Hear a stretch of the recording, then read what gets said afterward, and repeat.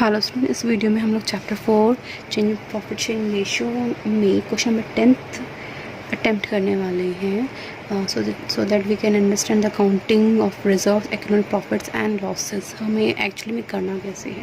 So let's begin with the question number 10।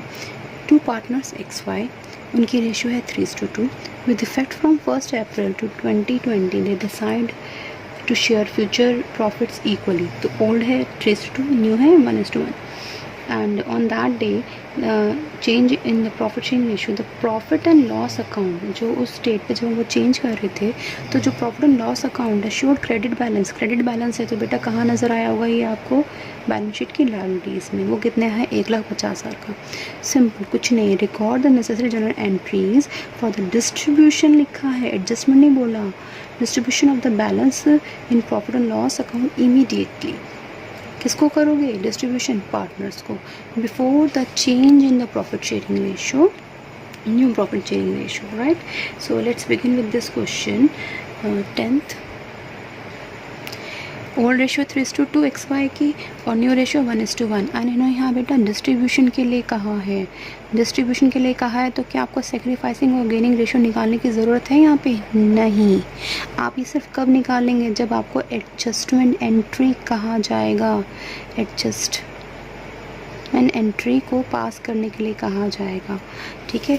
आप तब gaining और सेक्रीफाइसिंग रेशियो जो है निकालेंगे। गेनिंग और सेक्रीफाइसिंग पार्टनर्स जो है आइडेंटिफाई करेंगे। डिस्ट्रीब्यूशन में आप इसको नहीं निकालेंगे। Don't waste your time, right. So इस केस में एडजस्टमेंट एंट्री मतलब कि आपकी ये जो चीज़ है, जो आपकी प्रॉफिट्स हैं या जो लायबिलिटीज़ और एसेट्स में जो reserves and accumulated profit and losses हैं, वो स्टिल बैलेंस शीट में रिफ्लेक्ट करेंगे, बट डिस्ट्रीब्यूशन से वो balance sheet, new balance sheet में रिफ्लेक्ट नहीं करेंगे।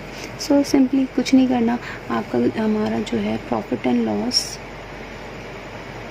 दिखा रहा है क्रेडिट बैलेंस। वो कितना अमाउंट है बेटा? 1,50,000। जरा एंट्री याद है ये कहाँ तक? लायबिलिटीज़ में।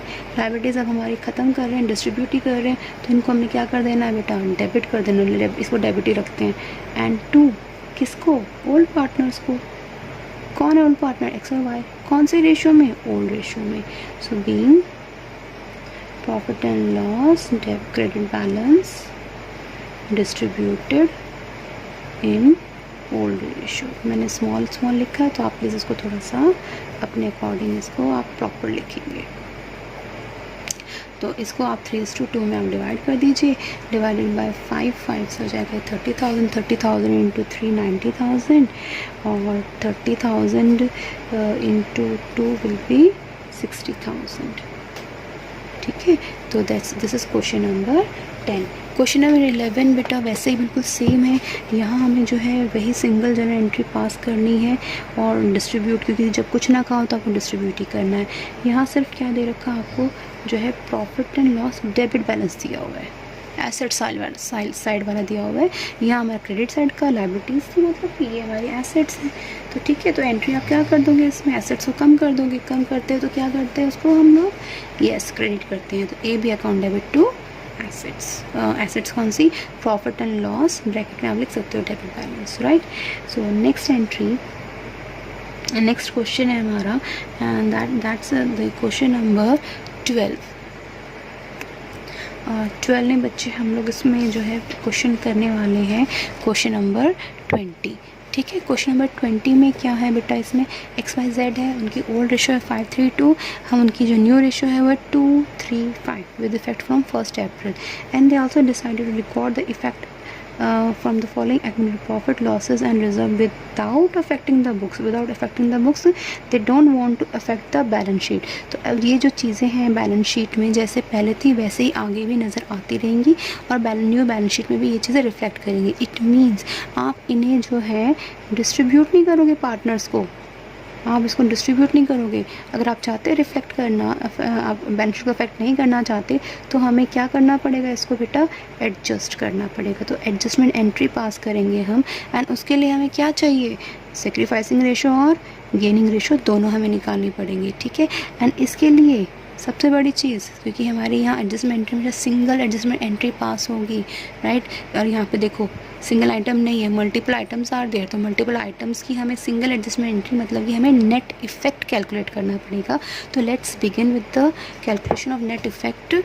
This is question number, let's begin with question number 20। देखो हम डिस्कस किया ओल्ड रेशो 532, न्यू रेशो 235, क्योंकि हमें यहाँ डिस्ट्रीब्यूट हमें नहीं करना, तो ये बैलेंस शीट में आएंगे हमारे अमाउंट्स एज इट इज़। जो हमारे जनरल रिजर्व, प्रॉफिट लॉस है, एडवर्टाइज सस्पेंस है, आएंगे। इनको हमें क्या करना पड़ेगा, एडजस्ट। और एडजस्ट के लिए अभी बताया मैंने आपको, हमें क्या पास करनी पड़ेगी, नेट इफेक्ट की एंट्री। सिंगल अमाउंट हमें फाइंड करना पड़ेगा मल्टीपल्स एंड एडजस्टमेंट्स के थ्रू, ठीक है, मल्टीपल अकाउंट्स के थ्रू।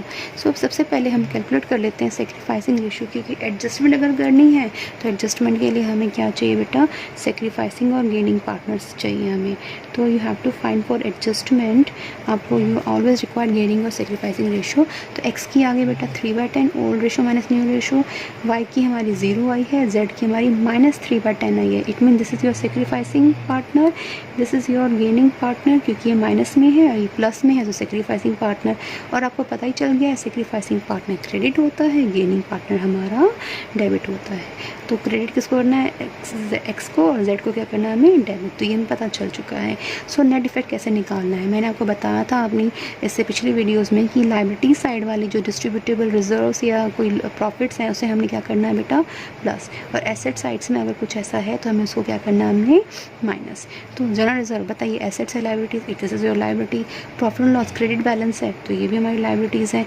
एडवर्टाइजमेंट सस्पेंस, ये क्या हमारी एसेट्स, ठीक है। तो ये क्या था हमारा, राइप, हाँ, गुडविल।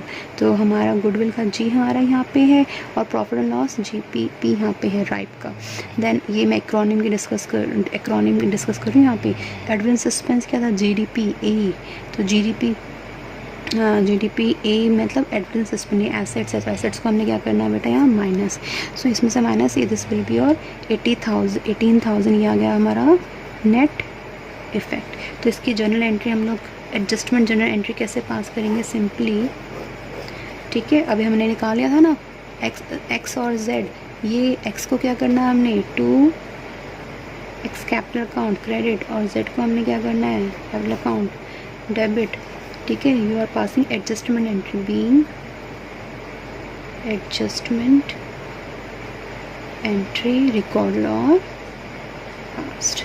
सो बेटा यहाँ पे देखो इसका शेयर कितना है, जेड का 3/10 और -3/10, और एक्स का कितना है 3/10 इंटू नेट इफेक्ट कितना है 18,000, ठीक है, इंटू 18,000,